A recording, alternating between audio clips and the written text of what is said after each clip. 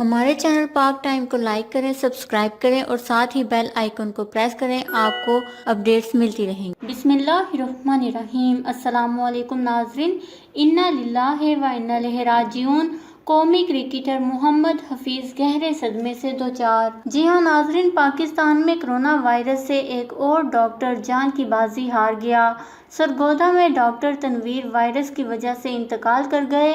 انہوں نے قومی کرکٹر محمد حفیظ کا بچپن میں علاج بھی کیا تھا۔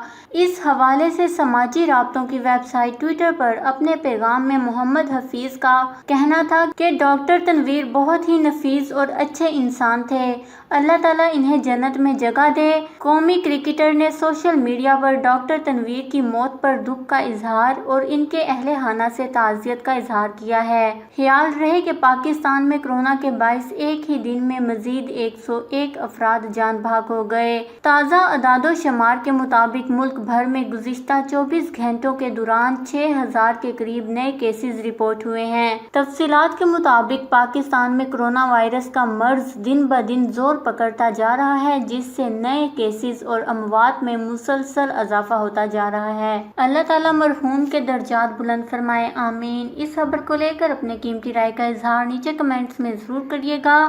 ہمارے چینل کو سبسکرائب کریں، آپ کو لیٹسٹ اپڈیٹس ملتی رہیں گی۔